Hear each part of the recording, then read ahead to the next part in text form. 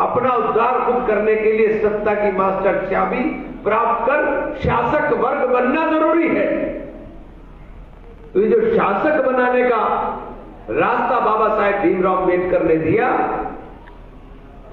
बिना शासक के, बिना सत्ता के, कि ये लोग जिन्होंने शासन किया इतने साल तक, ये आसानी के साथ सब कुछ देने वाले नहीं। उन्होंने इसके लिए रास्ते बनाए। और आप देख लीजिए ये सहारनपुर के अंदर जो कुछ हुआ, इतना बड़ा वोट बैंक यहाँ है।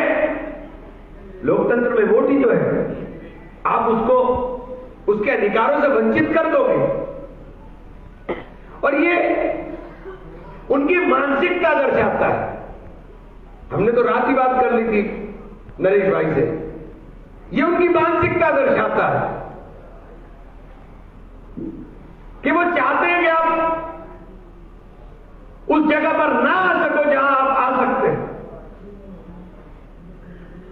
और जो बात नरेश भाई ने कही, बहुत जिम्मेदारी के साथ कहना चाहता हूं कि दलित से तो सवाल होगा कि सहारनपुर में चुनाव में वोट क्यों नहीं बढ़ा, लेकिन इमरान मसूद से बहुत बड़ा सवाल होगा अगर कहीं टिकट होगा और दलित को वोट ना दिया, मेरा हैसियत, मेरी वजूद नहीं बचेगा। यह सबसे बड़ा इम्तिहान होगा हमारे लिए। हो सकता है किसी साथी को कुर्बानी करनी पड़े, तो कुर्बानी देने के लिए तैयार रहना पड़ेगा, लेकिन किसी भाई को एहसास नहीं होने देंगे कि हम आपके साथ जाती हो रही है तो हम आपका हाथ जोड़ देंगे। हमने पार्टी में आए तो पार्टी के अंदर उस मिशन के साथ आए, उस मूवमेंट को ताकत देने के लिए आए जो मिशन और मूवमेंट बाबा साहेब अम्बेडकर ने शुरू किया और हमारे माननीय काशीराम जी ने उसको परवान चढ़ाने का काम किया और आज उसको बहन कुमारी मायावती के कुशल नेतृत्व के अंदर आगे बढ़ाने का काम कर रहे हैं। उस मिशन को, उस मूवमेंट को बढ़ाने के लिए आए। उस विजन और मूवमेंट के अंदर समतामूलक समाज की बात की जाती, समान अधिकार की बात की जाती। दुनिया में पैदा होने वाला कोई भी व्यक्ति, आप तो इस्लाम के बहुत सारे लोग मानने वाले, हम लोग इस्लाम के मानने वाले, आप सल्लल्लाहु अलैहि वसल्लम ने इंसान के अंदर बराबरी का पैगाम देने का काम किया। हमारे यहां कहां गैर बराबरी का दर्जा है? हाथ से हाथ मिलाकर चलोगे तो रास्ते खुलने का काम होगा। दिल को बड़ा कर करके हमें सबको चलना पड़ेगा।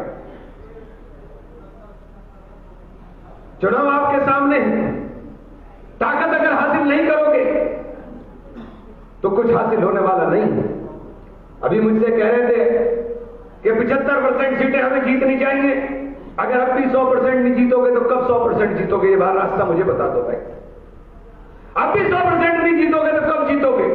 इस जिले से, इस मंडल से सूबड़ा साफ होना चाहिए भारतीय जनता पार्टी का और उन तमाम तर ताकतों का जो ताकतें हमें हिफाजत की निगाहों से देखने का काम करती। ताली नहीं बजाइए।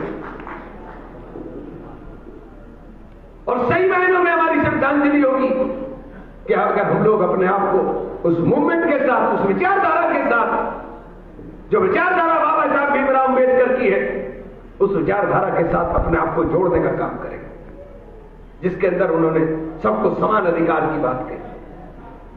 समान अधिकार की बात करने वाले बाबा साहेब भीमराव अम्बेडकर के उस सपने को हम साकार करने का काम करें,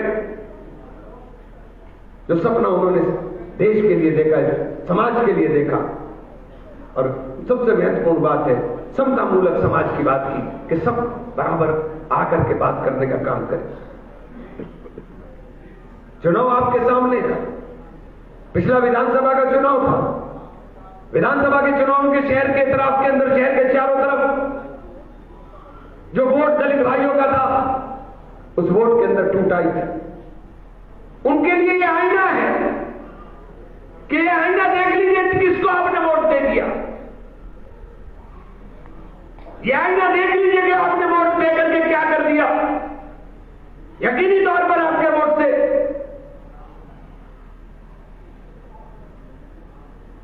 बहुजन समाज पार्टी का कैंडिडेट यहां लड़ रहा था। नीला झंडा हाथी निशान देख करके वोट देने वाले किस तरह से भाजपा को देगा कि भाजपा 1,45,000 पर पहुंच गई। यह आईना है आप लोगों के लिए। आपकी ताकत आज ये सहारनपुर, ये उत्तर प्रदेश के अंदर नजीर बनने का काम करेगा अगर आपने ताकत को इकट्ठा करने का काम कर दिया, मजबूती के साथ करने का काम कर दिया। एक एक वोट की कीमत है। मेयर की सीट के ऊपर भारतीय जनता पार्टी किसी सूरत में भी 1.5 लाख वोट पर नहीं जा सकती और हम 2,10,000 वोट पर खड़े। 60,000 का फासला है। अगर आप लोगों ने मुत्तहिदा राय के साथ इकट्ठा होकर फैसला किया तो कोई ताकत आपको हराने वाली नहीं है। कोई रास्ता भारतीय जनता पार्टी के बाद 1.5 लाख वोट क्रॉस करने का नहीं। कहां से लाएंगे वोट? आसमान से लाएंगे वोट तो यही जाएगा। आपके पास 2,10,000 वोट है और जीतते हुए के साथ फिर सारा जमाना चलता है। मैंने बार बार कहा कि बहन जी की विचारधारा में दम लगा दो, दलित और मुस्लिम एक साथ खड़े हो जाओ तो फिर अगला भी चलेगा और फिर पिछड़ा भी तुम्हारे साथ चलने का काम करेगा।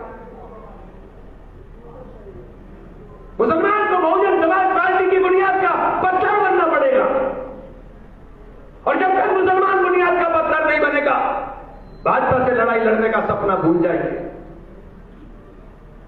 कुर्बानी देने के लिए तैयार रहना होगा। छोटे छोटे पदों के लिए हम लोग लड़ने का काम करते हैं। छोटे छोटे पदों के लिए हम लोग विचारधाराओं के साथ समझौते करते हैं। आज एक साहब ने मुझे फोन पर बताया कि मैं तो साहब बीजेपी से चुनाव लड़ूं। मुझे बेइंतहा तकलीफ हुई, बेइंतहा तकलीफ हुई। आपको विचारधारा के किस विचारधारा के साथ जुड़ने की आप बात कर रहे हो? एक और साहब ने मुझसे कहा कि साहब दूसरों की बात छोड़िए, समाजवादी पार्टी का तो यहां कुछ बचा नहीं, लेकिन कुछ लोग जो दलाली करते हैं, दानों की दलाली करते हैं, लोगों के पैसे लूटते हैं, वो कह रहे हैं कि सरकार भारतीय जनता पार्टी की है और भाजपा को कुछ वोट जा सकता है। आपका वोट भाजपा में जाएगा। आप किसको वोट देने की बात सोच रहे हो?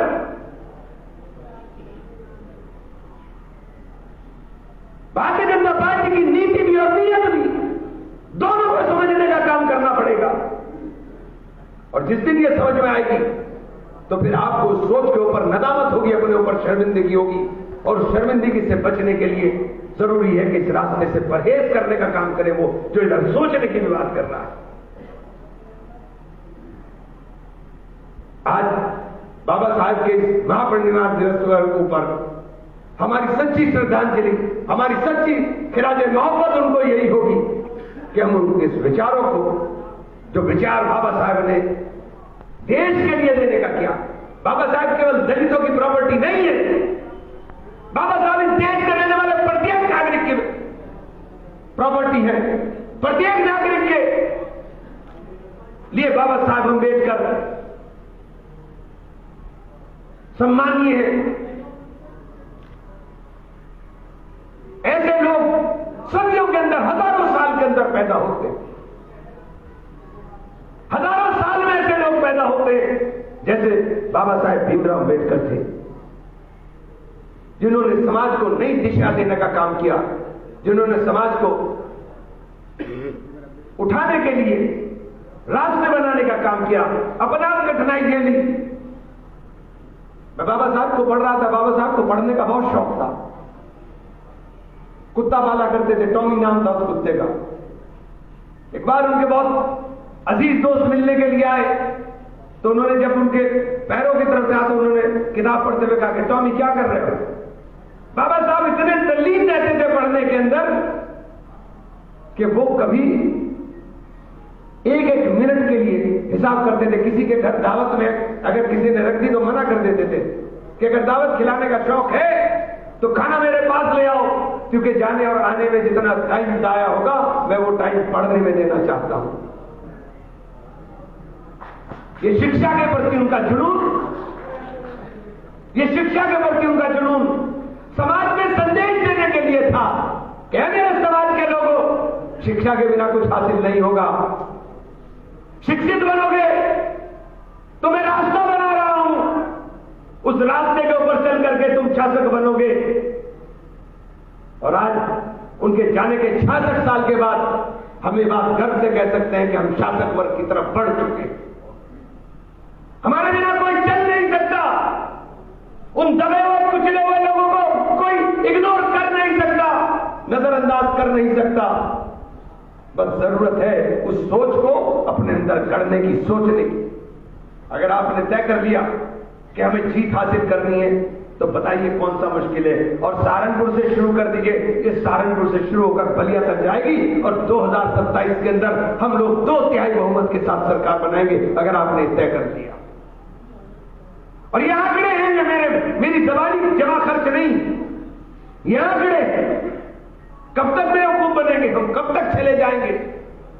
दलितों ने तो समझ लिया, अब मेरे भाइयों तुम्हें समझने की जिम्मेदारी है, तुम्हारी समझ में आना चाहिए। कब तक वोट बैंक की तरह हम इस्तेमाल होंगे?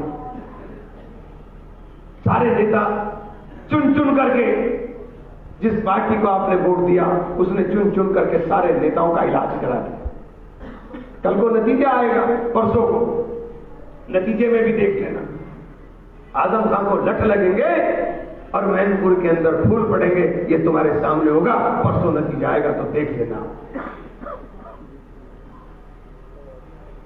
इसलिए मैं आज सिर्फ इस अहद के साथ, इस प्रण के साथ और इस उम्मीद के साथ मेरे चाहने वालों तुम्हारे से कि बहन जी के हर निर्देश के ऊपर, बहन जी के हर आदेश के ऊपर हम लोग मजबूती के साथ चल करके हम इस विचारधारा को मजबूत करने का काम करेंगे। मुझे इसके अलावा कुछ दिखाई देता नहीं, मुझे समझ नहीं आता। मैं बहुत आलिम और फाजिल लोगों के पास भी गया हूं और मैंने उनसे सवाल किया, बड़ा खूब आकर के झगड़ा हुआ पहले।